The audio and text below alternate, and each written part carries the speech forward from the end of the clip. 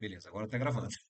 Então, eu sou o professor Bruno Tiburcio, né? Tenho lecionado na Global aí desde abril desse ano, tá? Vocês são a segunda turma de mamografia que eu tenho, né, que eu estou trabalhando. Dou aula também no curso de tomografia. Dou aula numa outra escola em Sumaré também, né? Lá, não na parte de especialização, e sim no curso regular. Então, tenho contato aí com posicionamentos, anatomia, enfim, as diversas disciplinas aí que vocês já tiveram durante o curso de vocês também, né? E trabalho atualmente com radiologia industrial. Então, assim, me formei em setembro do ano passado, pensando que ia conseguir mais rápido um emprego na área médica, né? Mas as coisas foram ah, conspirando aí, né, no meu caminho para que eu trabalhasse na radiologia industrial, né? Inclusive, assim, gente, o que eu costumo dizer para todos os meus alunos é que na nossa área nós precisamos fazer bons contatos, né? Não sei quais foram as instituições aí que vocês se formaram, tá? Mas se vocês se formaram, né, no curso regular, aí, no curso técnico regular, se vocês se formaram ou na Global ou no grau técnico, muito provavelmente vocês conheceram o professor Cassiano, né? Que foi meu colega de turma há 10 anos atrás, quando eu comecei a fazer o curso de radiologia e não concluí, tá? E aí, agora em 2021, voltei a fazer o curso de radiologia, né, no grau técnico, e aí ele acabou sendo meu professor e, consequentemente, com um bom contato que eu tive com ele, foi quem me levou para a área da radiologia industrial. Apesar de que ele não trabalha com radiologia industrial, mas ele tinha contatos dentro da empresa que eu trabalho, e aí ele conseguiu me colocar dentro da área. Então, assim, gente, gosto de fazer esse disclaimer antes da aula, né? Porque às vezes a gente começa a estudar e a gente começa a ver algumas coisas, porque a radiologia é uma área muito fechada, porque você precisa de muita coisa. Realmente, você precisa de algumas coisas, até em excesso, vamos dizer. Você precisa de muita determinação, de muita garra, de muitos bons contatos, né? Para que você possa ingressar na área. Acredito que eu tenha tido, né, essas coisas que eu falei para vocês aí, até com um pouquinho de excesso demais, porque eu fui atrás mesmo, busquei, comecei a dar aulas aí, mesmo com todas as dificuldades de tempo que eu tinha, né, e ainda tenho, mesmo com um conhecimento assim um pouco básico demais para algumas coisas, né? Mas foram as coisas que foram me dando base para que eu trabalhasse na área, não na área que eu almejava de início, mas ainda assim no começo, né? Dentro da radiologia industrial, uma coisa que eu estou gostando bastante de fazer, tá? Então, esse é meu histórico, tá? Então, contem comigo aí para o que precisar, tá? Seja dentro da radiologia médica, seja dentro da mamografia, seja em qualquer outra área, estou aqui para ajudar vocês, tá? Só para eu entender uma coisa, né? Vocês têm, queria saber assim, quanto tempo de formação do técnico vocês têm? Há quanto tempo vocês se formaram no técnico? Pode começar falando uma de cada vez. Eu me formei, deixa eu ver. Se eu não me engano, foi em 2022 que eu terminei o meu estágio. Eu me formei em 2020, mas aí veio a pandemia e tudo mais. Aí eu concluí tudo mesmo, o estágio em 2022. Mas eu não ativei ainda o meu CRTR. Eu tenho que Ah, ativar. você se formou por qual escola? Pela Global. Pela Global, legal. Então, provavelmente conhece o professor Cassiano, do qual eu falei aqui, né? Nossa, excelente. Eu gosto Sim, muito, muito dele. gente boa demais. Parabéns, parabéns por estar dando esse passo agora, né, na mamografia. Quem é a Sim. próxima a se apresentar brevemente, por favor? Ó, vou pela ordem aqui da minha tela. Então, pode ser a Célia. Célia, você é a primeira da ordem da tela aqui.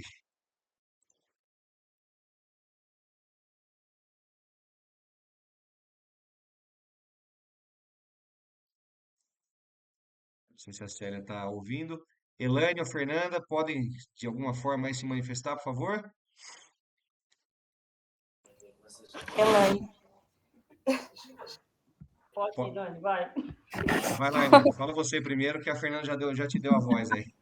A gente fez junto na escola, no grau técnico, se formamos junto agora em abril desse ano. É, Conhecemos muito bem. Inclusive, a gente fez estágio com ele no Maricate. Se eu não me engano, você foi lá na escola, não foi você que foi na escola ter uma participação ou não? Teve um professor, teve uma pessoa que foi para falar sobre radiologia industrial. No grau em Campinas, não. Não, não, Não? não foi Ah, então ele. Não, não foi ele. Eu esqueci o não, né? nome dele. Não. Não, peraí, Foi, peraí. foi um aluno do professor Cassiano que foi lá na Grau falar sobre radiologia industrial, mas eu não É, não lembro. foi você. Não, não Mas fui ele eu. já estava Eu não trabalhando fui. na área também.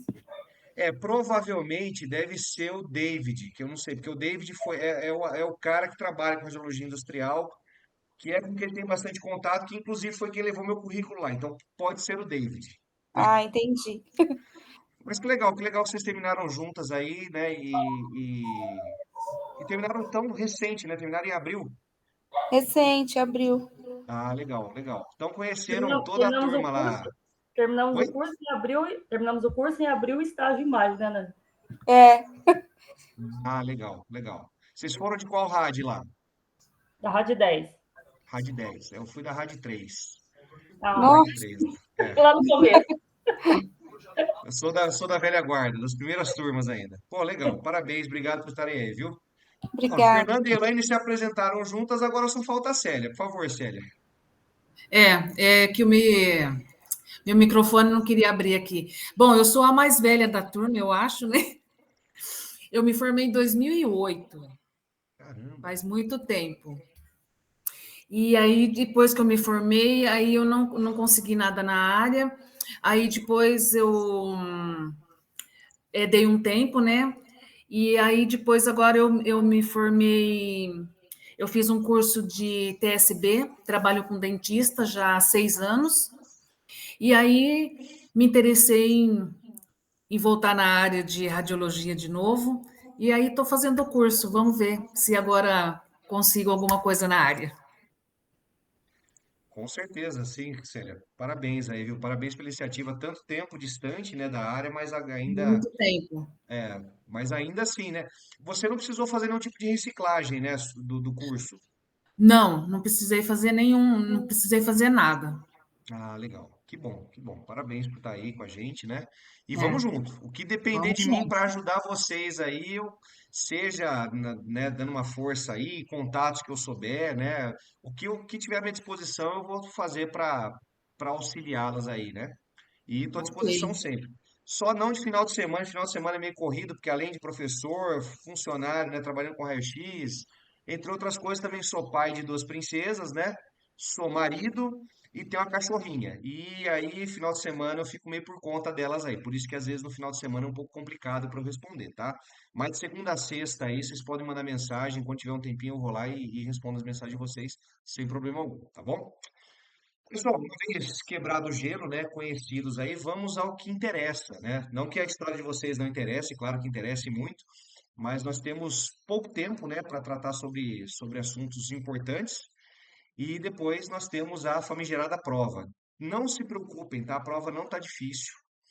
Inclusive, eu até dei uma atrasadinha no início, porque eu precisava fazer uns acertos nela, justamente para deixá-la assim mais simples de se resolver. Eu tinha feito um primeiro modelo, estava um pouquinho complicadinha lá, tal. Eu falei, não, deixa eu dar uma enxugada nos assuntos aqui, para que a prova fique de mais fácil resolução, tá? Então, só para deixar registrado, já está na plataforma também, mas só para a gente deixar registrado aqui, nós estamos conversando pessoalmente sobre isso.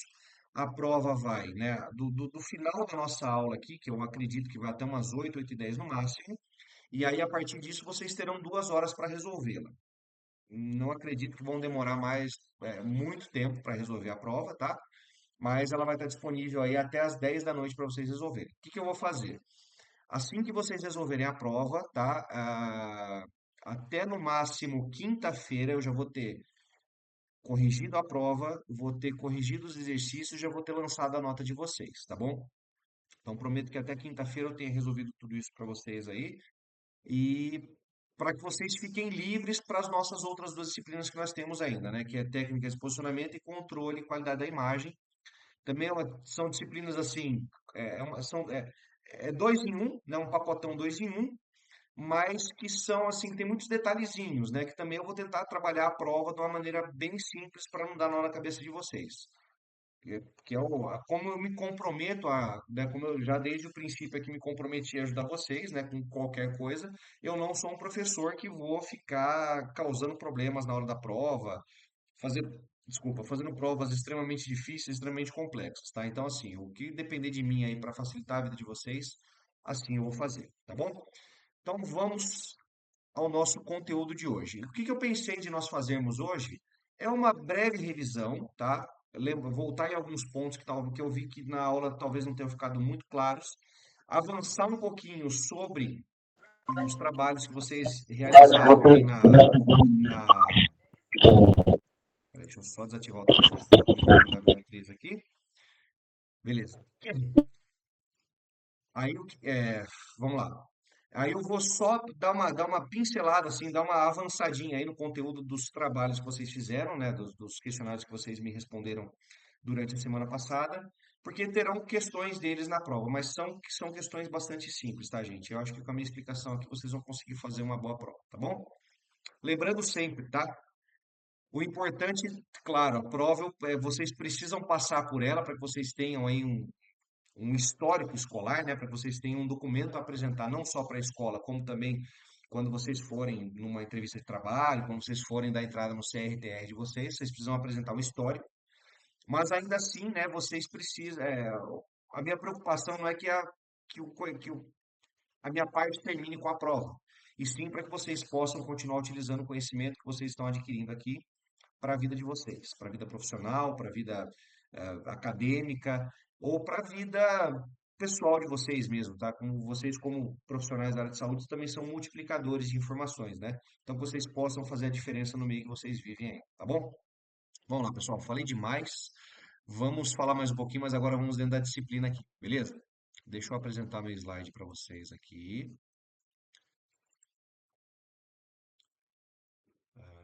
Tá.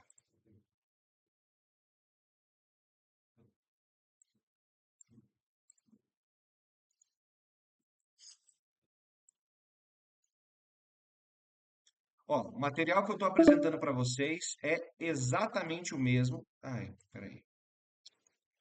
Não foi possível compartilhar.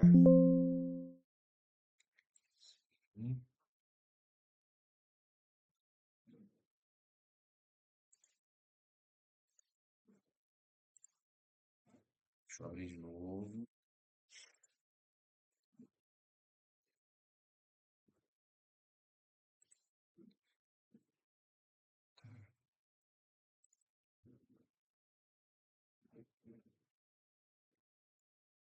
Ó, o material que eu vou apresentar para vocês aqui são exatamente os mesmos slides que eu mostrei para vocês na aula passada e que eu coloquei na plataforma para vocês lá, tá? Então, assim, com alguns adendos, né? Algumas coisinhas a mais que eu coloquei em relação aos tipos de câncer e em relação ao trabalho que eu passei para vocês, tá? Então, vamos lá. Só para a gente ir relembrando, tá, gente? Por favor, se sentirem a necessidade de me interromper para fazer suas perguntas, né? Ou fazer algum comentário, por favor, me interrompa. Não tem um problema com isso. Ou pode levantar a mão lá, clica no aplicativo aí para levantar a mão. Ou então só começa a falar e eu paro a minha fala aqui, passo a palavra para vocês, não tem problema nenhum com isso, tá? Não sou chato em relação a essas coisas, tá bom? Primeira coisa que vocês precisam se lembrar, e existe uma questão sobre isso na prova, tá, gente? É que o câncer de mama, ele está num ranking entre os 10 mais perigosos ou letais do mundo, tá? Em um ranking que vai aí de pulmão a outros órgãos, o câncer de mama ele está em segundo lugar, tá? Então, em uma média aí de 100 mil mulheres acometidas pelo câncer de mama, nós temos uma média de 11,6 mortes, ou seja, é uma estimativa bastante alta, né? Estimativa aí de 11,6%, né? Na população, uma população de mulheres com câncer de mama no mundo todo. Então, não se esqueçam, o câncer de mama, entre os mais letais, está apenas atrás do pulmão, sendo o segundo tipo de câncer mais letal do mundo, tá certo? Dúvidas sobre isso, gente? Não, tá tranquilo até agora. Tranquilo. Então, beleza. Vamos entrar um pouquinho mais aí falando sobre o câncer de mama, né? Olha lá. Câncer de mama não possui uma causa única, tá, gente? Existem alguns fatores, né? Na verdade, alguns não, mas diversos fatores que podem influenciar aí no aparecimento de um câncer de mama, tá? De maneira geral, nós temos aí alguns fatores como idade, fatores endócrinos, né? Ou história reprodutiva, ou seja, bastante relacionado aí ao funcionamento das nossas glândulas, tá? Ou o funcionamento correto ou o mau funcionamento delas, que normalmente é o que leva a alterações morfológicas aí de células e tudo mais, e o que pode levar também ao aparecimento de alguns tipos de câncer, tá? Fatores comportamentais e ambientais, ou seja, o que essa mulher passou na vida, né? Como, por exemplo, alguma situação de estresse, alguma situação de trauma, bem como aí o próprio ambiente que a influencia, né? Se é um ambiente onde ela faz utilização aí de drogas, de- se ela é tabagista, se ela faz utilização de bebidas alcoólicas, enfim, todo o ambiente aí em que essa mulher está inserida pode afetar diretamente na saúde dela e, consequentemente, gerar um câncer de mama, tá? E fatores genéticos ou hereditários. Então, assim, de maneira geral, esses são os fatores que podem afetar uma mulher e levá-la a ter um câncer de mama. No caso de fatores genéticos hereditários, né? Eu falei para vocês na primeira aula que as mulheres que possuam aí mães ou avós ou qualquer parentesco que tenha, né, tido algum tipo de câncer de mama precisa ter um cuidado redobrado. Como eu sempre falo, e hoje que eu já falei para vocês também, vocês mulheres têm um cuidado com a saúde de vocês invejável, né? Vocês cuidam da saúde de vocês muito melhor do que nós. Razão. Ó. Elaine, quer falar? Não, professor, foi sem querer. Ah, tá, beleza. Pode falar, Fernanda. Professor, eu tenho uma comadre que ela teve há 3 anos atrás câncer de mama, na mama direita, e agora ela está com nódulo Berrages 4 na esquerda. Caramba. Ela, caramba mesmo. Ela vai fazer a biópsia amanhã para confirmar 100%, sabe? Mas Sim. o médico já falou, fez a mamografia, fez a ultrassom e deu Berrages 4 na mama esquerda. E ela teve há 3 anos atrás na direita. É, ela tem algum tipo de histórico de câncer de mama? Ela tem muitos casos, da família, na parte da mãe dela. Na parte da mãe dela tem muitos casos. Ela tem até uma tia que hoje está em estado terminal de câncer de mama. Nossa, Ela tem vários históricos na família. caramba, hein? Situação complicada. É, É. é justamente o que nós estamos falando, né? Quando você tem uma história pregressa, né, de pessoas que já ou que sofrem ou que já sofreram de câncer de mama, e essa pessoa está diretamente ligada aí na árvore genealógica das pessoas, ou seja, é uma avó, é uma mãe, é uma tia, muito provavelmente essa pessoa pode manifestar. No caso dela, né, por ela já ter tido o câncer Uhum. de mama, ainda facilita mais, né, ela apresentar uma outra lesão, né? Então, assim, de novo, é aquela questão de cuidado redobrado, né? Ela precisa cuidar da saúde dela, né, bem como todas vocês, né? Mas precisa ficar atenta a esse ponto, porque assim, se ela teve, é a mesma coisa, né? Espero que com esse BIRADS 4 ela possa se tratar e tudo mais, né? Mas ainda assim ela precisa, né, a partir do momento em que ela começa a tratar e se Deus quiser ela seja curada, ainda assim ela precisa continuar com os cuidados até o final da vida, porque as lesões elas podem voltar a aparecer, né? Mas esses cuidados não seria medicação, não seria remédio. O que seria? Assim, lógico, fazer os exames, lógico, fazer a mamografia, mas remédio, assim, ela precisa, será, tomar o resto da vida? Não, não, vamos lá. É, existem duas situações, né? A primeira é os cuidados que eu estou dizendo para vocês aqui é o seguinte. Claro, ela vai passar por um processo de tratamento desse câncer. Então, provavelmente, né, vai passar aí talvez passe por quimioterapia, talvez passe por radioterapia. Não sei a extensão da lesão, pode ser que precise remover parte da lesão, pode ser que remova a mama, não sei, né? Assim, eu estou só dizendo coisas que fazem parte do tratamento, né, pós-diagnóstico. Pode ser que tome remédio? Pode, não sei. Eu não sou o médico que vai determinar o tratamento dela, né? Com certeza. Mas Os cuidados que eu estou dizendo é que uma vez que o câncer seja tratado e uma vez que o câncer desapareça, ela ainda precisa continuar com os cuidados, por exemplo, ela ainda vai precisar realizar o autoexame, né, todos os meses, né? Ela precisa, e com mais cuidado ainda, né? Ela vai precisar se tocar todos os meses ali e perceber qualquer pontinha de nódulo que apareça. Ela ainda vai precisar ter um cuidado redobrado de continuar procurando médico para que realize exames de mamografia, para que realize exames de ultrassom, realize exames de sangue, porque isso vai fazer parte do cuidado dela. Agora, essa parte de remédio, ela vai cuidar, com certeza, no período que o médico passar do tratamento, né?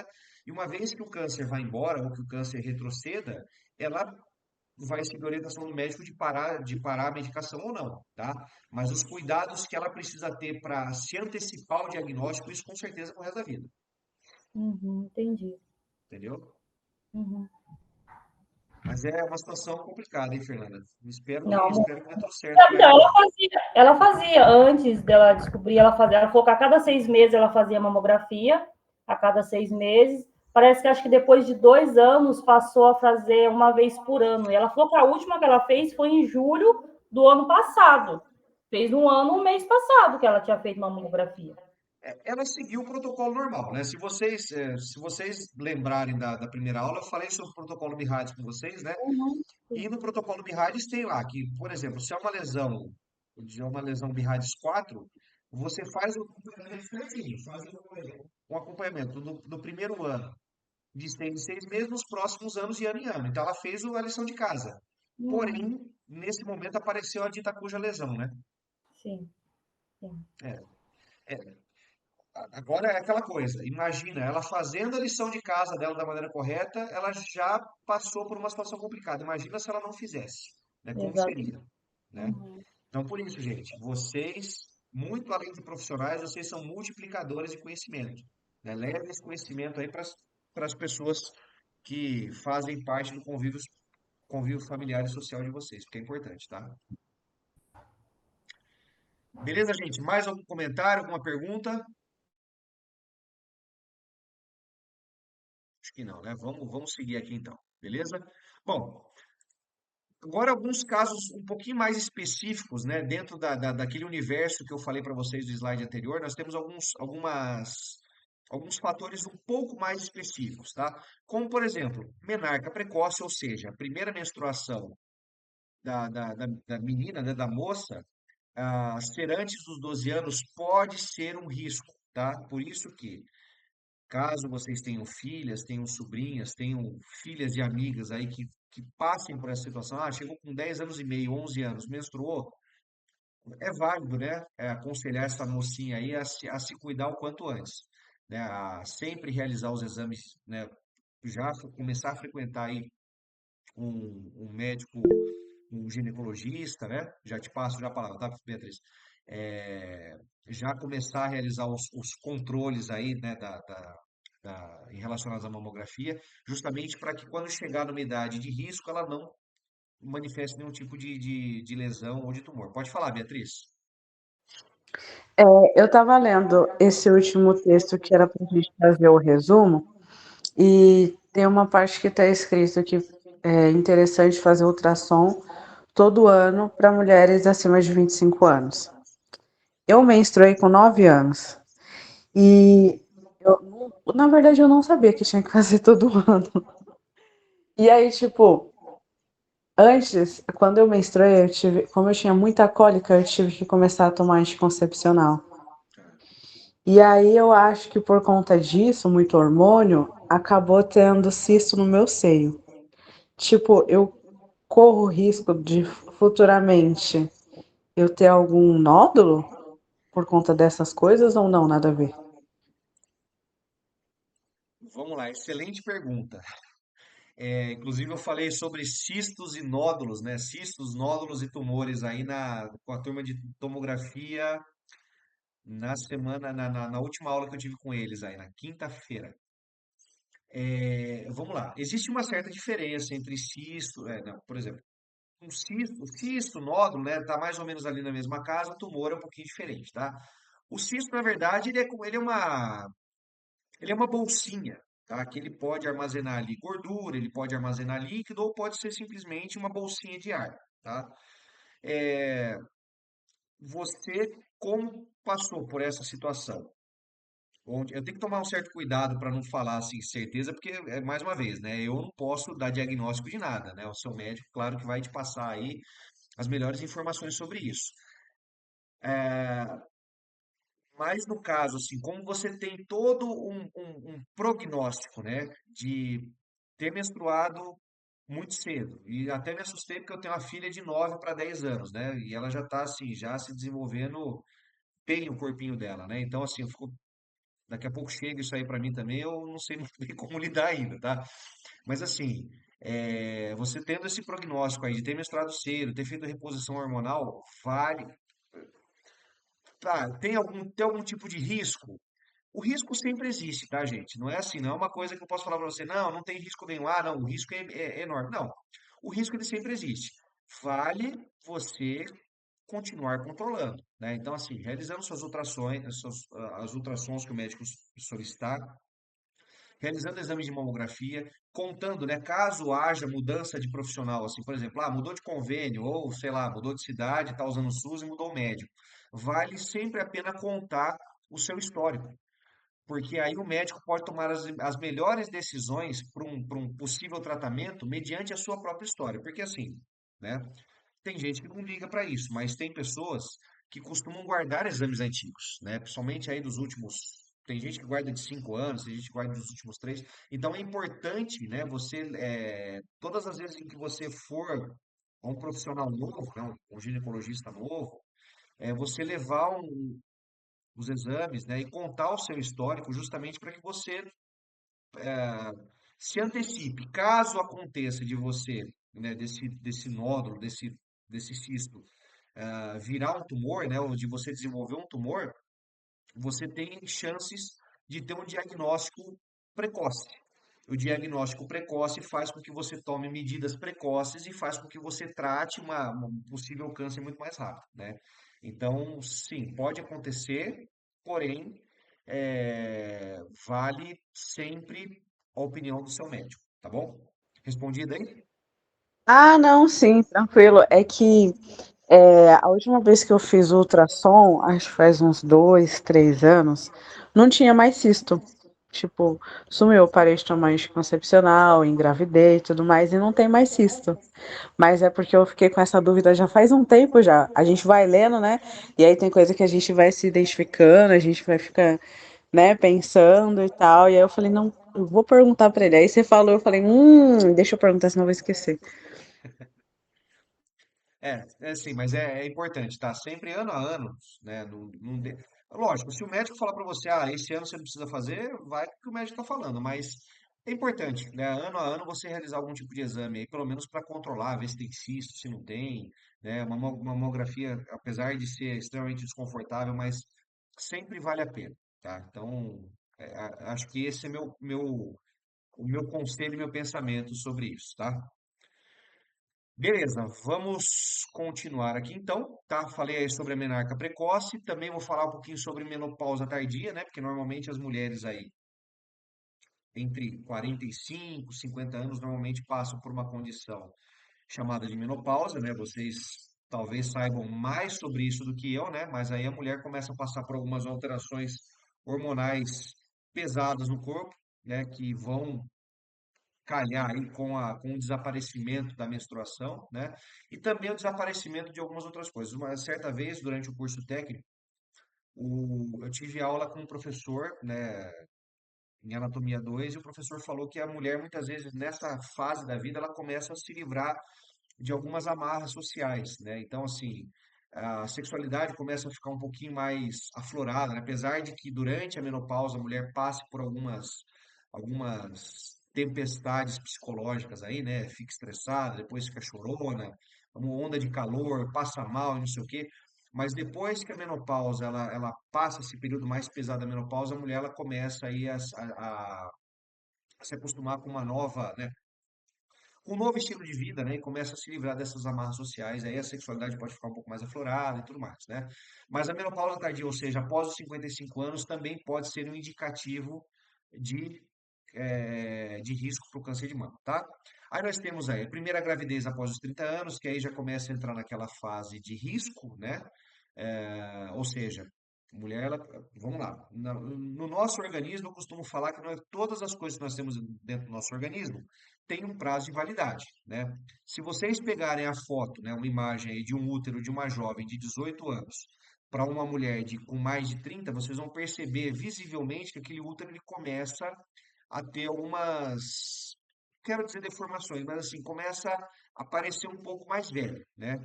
Ou seja, se você tem uma estrutura preparada para uma gestação, que ela já está um pouco desgastada ali por conta do tempo, né? Tecidos ali começam a ficar um pouquinho mais deficientes, né? Produção hormonal também começa a ficar um pouquinho mais deficiente.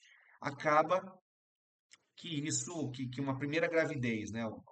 Aliás, a gravidez após os 30 anos não é tão perigosa quanto uma primeira gravidez após os 30 anos, tá? Porque imagina só, a mulher vai passar por aquelas mudanças todas que só uma gravidez traz, né? Pela primeira vez depois dos 30 anos. Então, todo o organismo dela vai começar a sofrer algumas consequências aí por conta dessa opção. Eu sei que atualmente, né, as mulheres têm tido, né, têm se preocupado em estabelecer carreira, eh, conquistar algumas coisas na vida antes, né?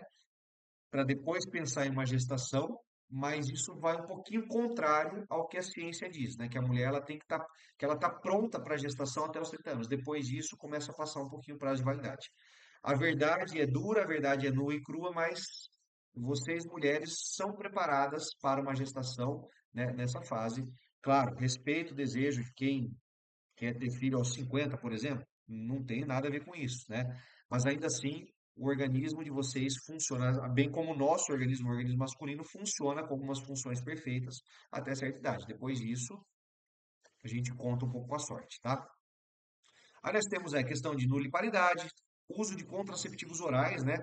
Principalmente pílula do dia seguinte, tá, gente? Porque assim, existem alguns contraceptivos, Depo-Provera, né?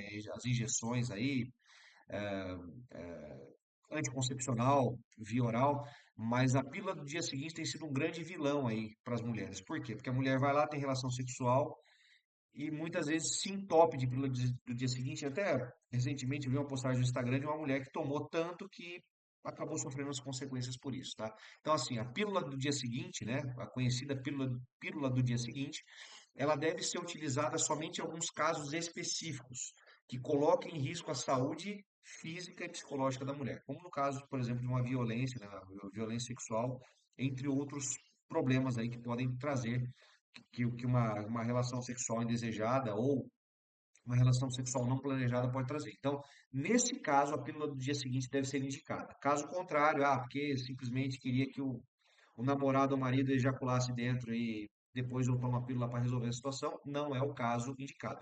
Meninas, até me perdoem falar assim um pouco mais sobre isso, mas é uma preocupação que eu tenho de justamente passar para vocês aquilo que é a verdade, né? Ah, essas questões sexuais muitas vezes estão relacionadas à nossa parte humana, né? Como nós lidamos com a nossa saúde, e se a gente não tocar nesse assunto, né, sobre questão de gravidez, sobre questão de pílula do dia seguinte, pode ser que o nosso papel aqui com profissionais da saúde falhe, né, em algum momento. Então, por isso que eu estou avançando um pouquinho nesses assuntos aí, tá bom? Terapia de reposição hormonal pós-menopausa. Isso aqui, na verdade, eu interpreto como uma terapia muito intensiva, que as mulheres acabam precisando fazer algum tipo de reposição hormonal, mas quando fica, né, muito bitolado com isso aí, toma remédio demais, acaba que as células sofrem com isso, né? E, consequentemente, podem gerar tumores aí. Tá? As células podem criar alguns tumores e, consequentemente, virar algum tipo de câncer, tá? Obesidade e excesso de peso entra aí nas coisas que nós podemos controlar, né, dentro dos fatores de risco para o câncer de mama. Por quê?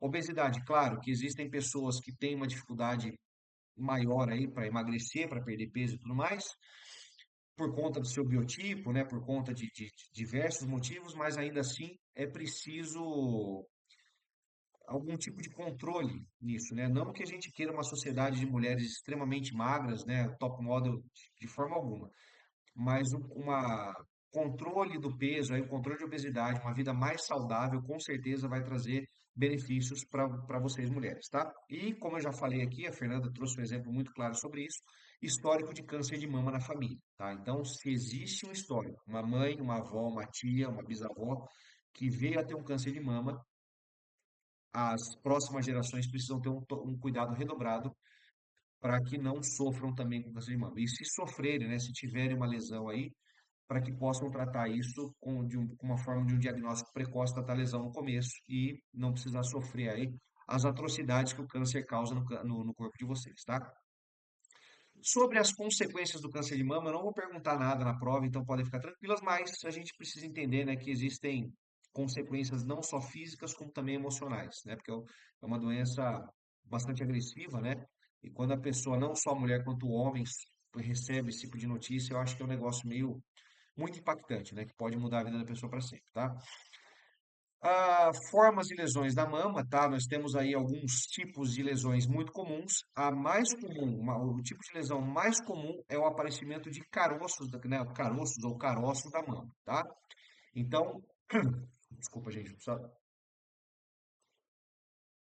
tomar mais um pouquinho de água aqui. Então, como eu estava falando para vocês, o tipo mais comum de lesão na mama é o aparecimento de pequenos pontinhos, aí, pequenos carocinhos, tá?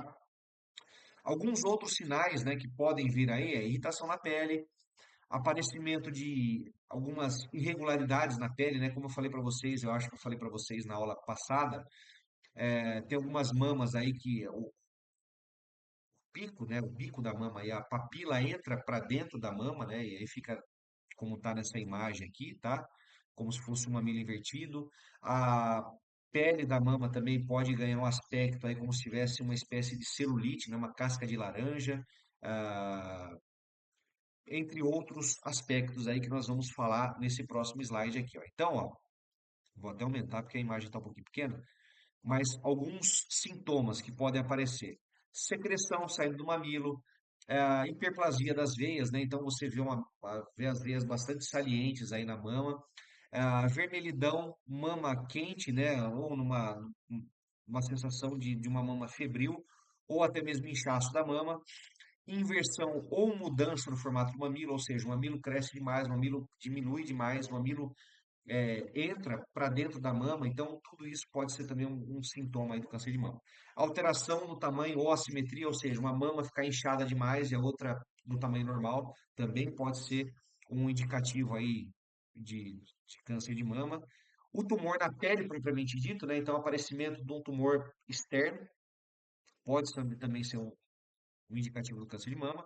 Afundamento, endurecimento ou enrugamento da pele, como eu falei para vocês aí, né? A pele começa a ganhar aí um aspecto de uma casca de laranja, né? Como se fosse um tipo de celulite ali, ou então algumas marcas estranhas ali que não fazem parte da anatomia feminina, né? Mudança na textura da pele, uma pele um pouco mais áspera, cheia de bolinhas e, por fim, uma lesão na pele que não cicatriza, tá?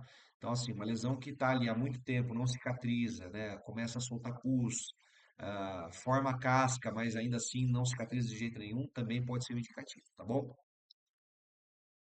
Tá indo tranquilo, gente? Tô indo muito rápido, dá para acompanhar o ritmo.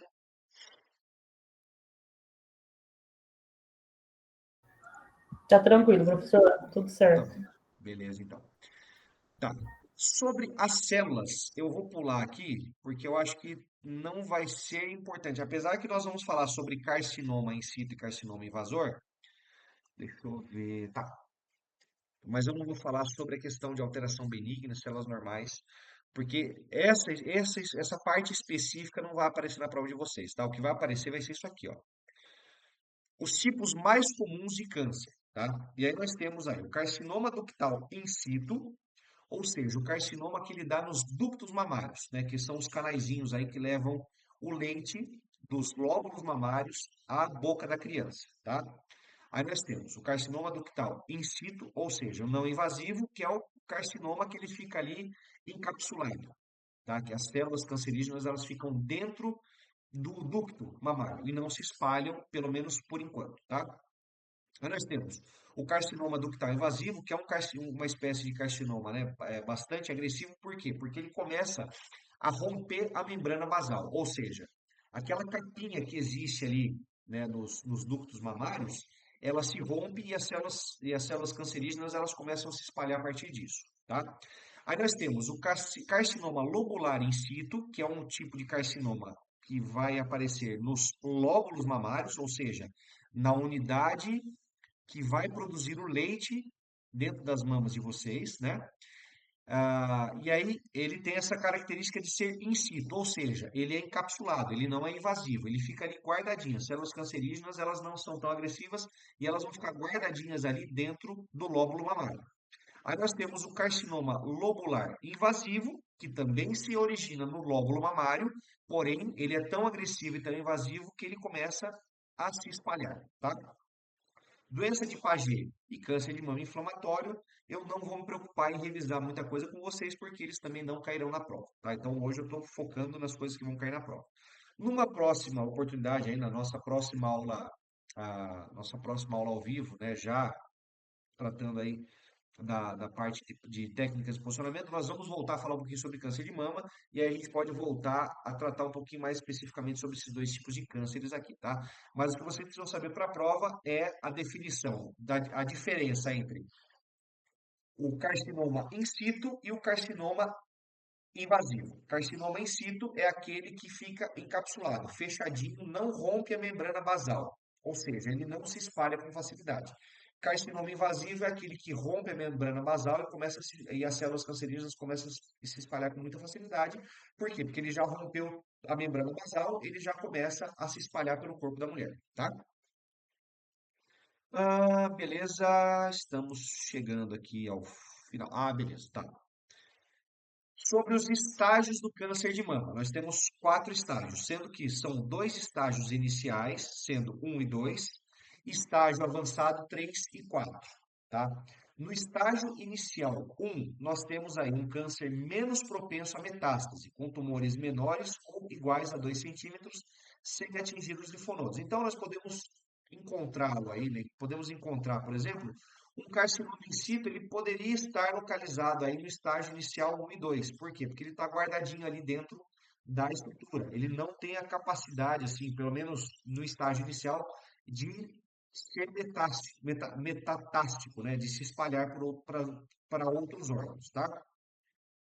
Então, o estágio inicial ele é um tipo de câncer mais simples, que ele não chega a atingir os linfonodos. Lembrando que os linfonodos são aí pequenas estruturas que fazem parte do nosso sistema linfático, que é responsável por retirar todo o lixão do nosso corpo, passa aí pelas mamas femininas, né, ou masculinas, se for o caso, e aí acaba espalhando as células cancerígenas por todo o corpo, porque o sistema linfático está espalhado por todo o corpo.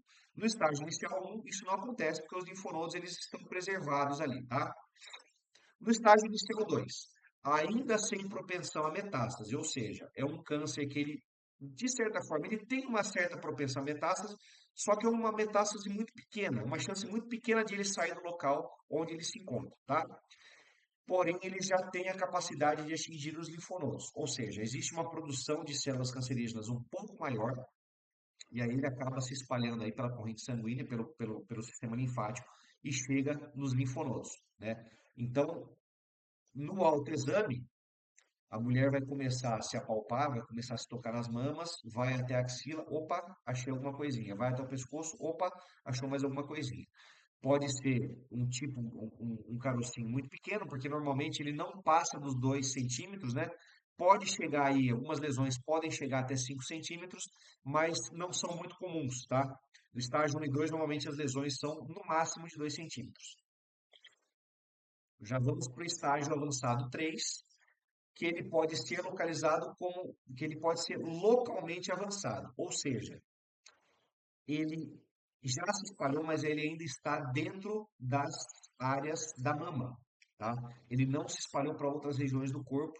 Talvez tenha se espalhado por um linfonodo ou outro, mas ele está especificamente alojado ali na região da mama. Então, por exemplo, né, naquela divisão em quadrantes lá, pode ser que ele esteja no quadrante inferior medial, pode ser que ele esteja no quadrante superior lateral, mas ainda assim ele está nessa região da mama ali, pouquinho na axila, pouquinho no pescoço, mas ainda não se espalhou para outras partes do corpo, tá?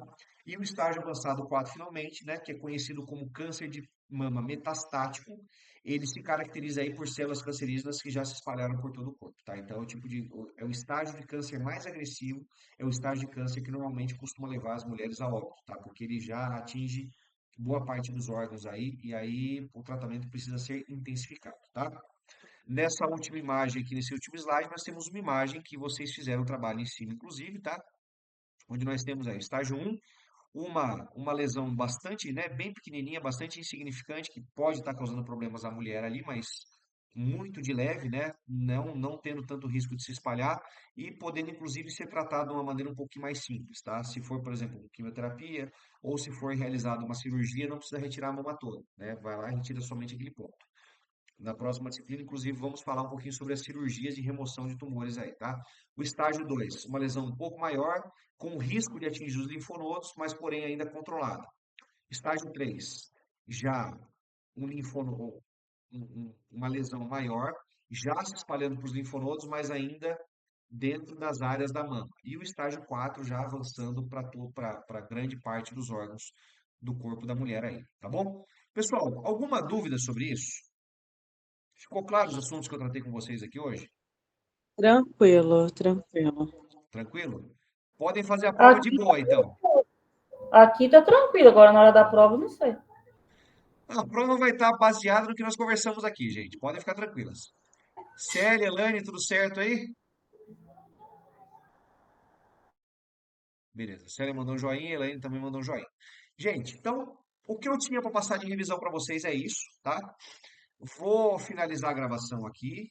Vou postar esse vídeo na plataforma, como eu falei para vocês, se vocês tiverem o desejo de consultar depois da prova, não consultem durante a prova, pelo amor de Deus, né? Mesmo porque se vocês tentarem consultar outra tela, a prova vai fechar e vocês não conseguem fazer mais nada, né? Eu tive que colocar essa ferramenta em ação, porque, como eu falei, fui aluno recentemente, então sei todas as técnicas aí para tirar algum tipo de vantagem na hora de uma prova, na hora do trabalho, na hora de um teste, né? Então, assim, para futuras consultas o vídeo estará lá, tá bom? Então, vou encerrar a gravação, posto o vídeo e a prova eu posso mandar o link no grupo para vocês, mas na plataforma vocês também terão acesso, tá bom, gente? Então é isso. Por hoje é só. Muito obrigado pela presença de vocês, obrigado aí pelos seus comentários, né? E espero vê-las. Vou fazer né, nós vamos ter uma aula gravada aí na próxima quinta. Espero vê-las então na próxima terça-feira na nossa aula ao vivo, beleza? Ia falar alguma coisa, Elaine? Não, obrigada e agradecer. Ah, beleza, eu que agradeço. Tá bom? Gente, boa prova, faça a prova com cuidado, com calma, não é uma prova difícil, tá simples, tá bom? Até quinta-feira eu já mando a correção de tudo para vocês e a nota que vocês ficaram na disciplina, beleza? Grande abraço, boa sorte e até quinta. Tchau, tchau.